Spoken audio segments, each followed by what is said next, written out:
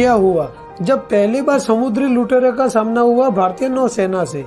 तो क्या हुआ था 1 फरवरी 1997 को और कैसे हाईजैक जहाज को बचाया इंडियन कोस्ट गार्ड ने, तो जानते हैं इस वीडियो को डिटेल से।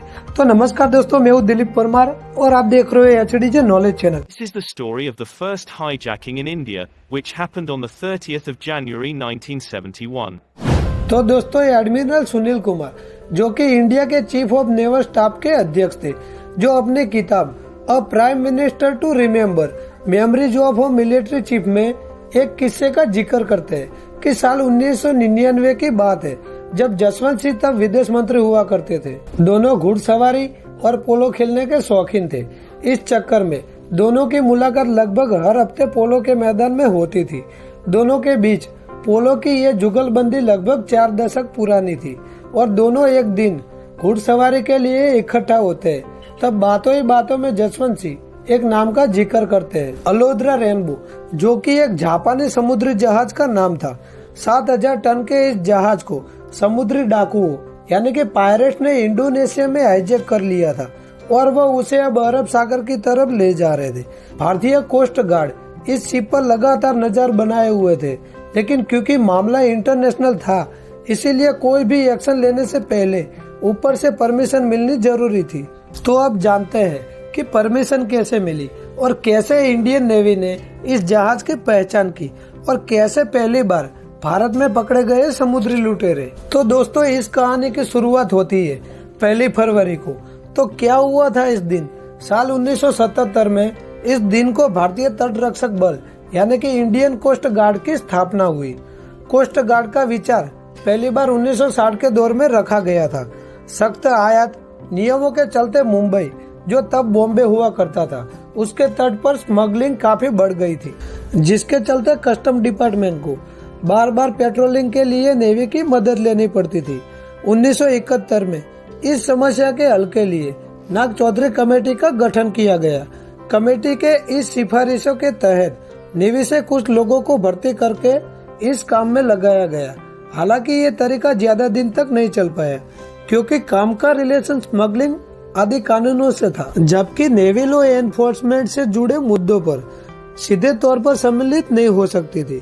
इसलिए तब chief of naval staff admiral Surendra Nath Kohli ने डिफेंस सेक्रेटरी को एक सुझाव भेजा। सुझाव ये था कि भारत की समुद्री सीमा की देखरेख के लिए अलग अलग फोर्स बनाई जाए। एडमिरल कोहली की सिफारिश पर सितंबर 1974 में कैबिनेट ने रुस्तम जी कमेटी का गठन किया, जिसे हेड कर रहे थे KF रुस्तम जी। इससे पहले BSF की स्थापना में भी महत्वपूर्ण योगदान दे चुके थे और पुलिस की सेवा में भी उनका एक लंबा अनुभव था।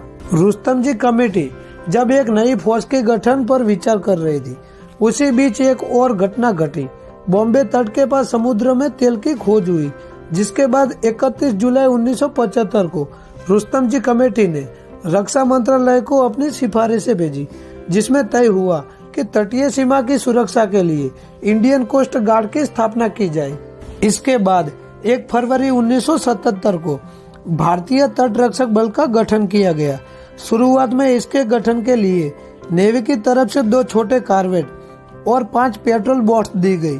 कोस्ट गार्ड क्या काम करेगी, इसके क्या अधिकार होंगे, इस सब की जानकारी कोस्ट गार्ड एक्ट में दी गई है, जिसे 18 अगस्त 1978 को संसद द्वारा पेश किया गया। वाइस एडमिरल VA कामन इंडियन कोस्ट गार्ड के पहले डायरेक्टर जनरल बने। इसी बीच मुद्दा ये भी था कि नई फोर्स किसके तहत काम करेगी। कैबिनेट सेक्रेटरी चाहते थे कि कोस्ट गार्ड गृह मंत्रालय के अंतर्गत काम करे।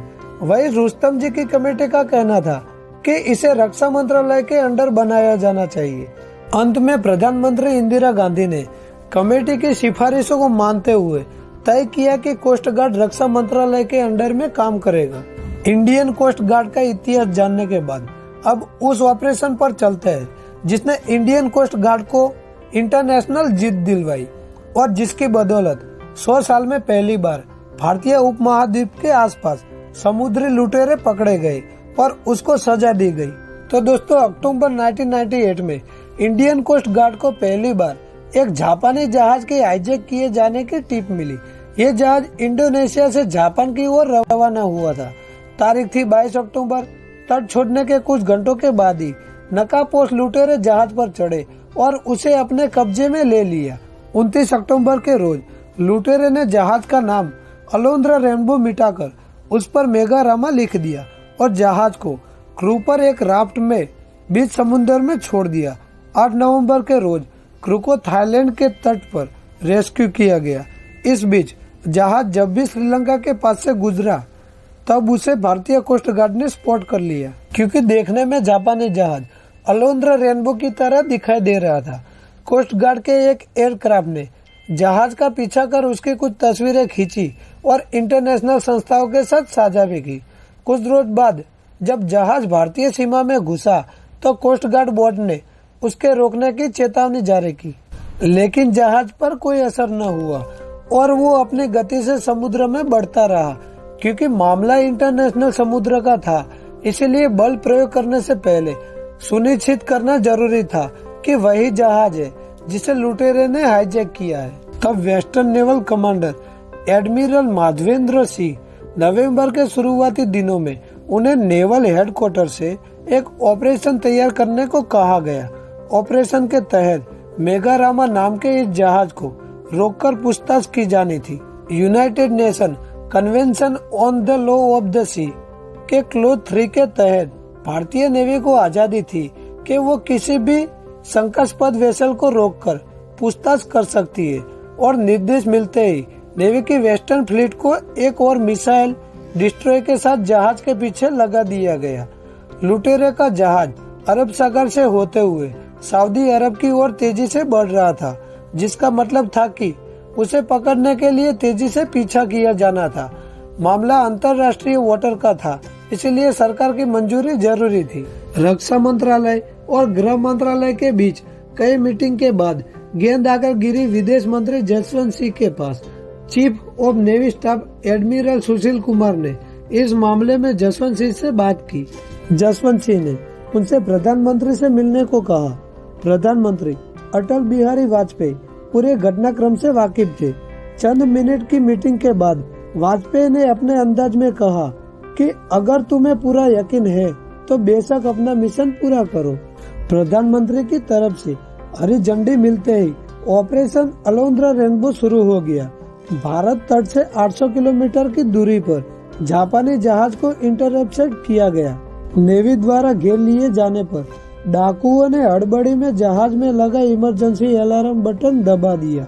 ये अलार्म बटन सैटेलाइट से लिंक होता है और आपातकाल में इस्तेमाल में लिया जाता है। अलार्म बटन दबाने के पीछे लुटेरे का मकसद था कि इस बात को इंटरनेशनल संस्थाओं तक पहुंचाया जाए।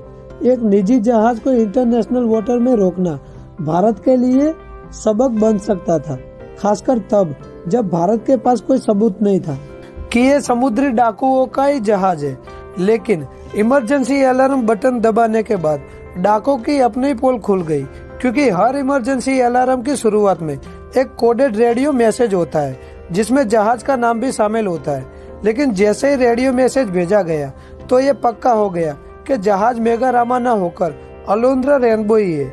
लुटेरे ने जहाज में आग लगाने की कोशिश भी की, लेकिन जल्द ही हेलीकॉप्टर के जरिए मरीन कमांडो जहाज पर उतरे और लुटेरे को पकड़ लिया गया। तो अगर आपको इस वीडियो से कुछ नई जानकारी मिली है तो अपने दोस्तों के साथ शेयर करना ना भूलें और साथ में हमारे वीडियो को लाइक कीजिए और सब्सक्राइब करना ना भूलें।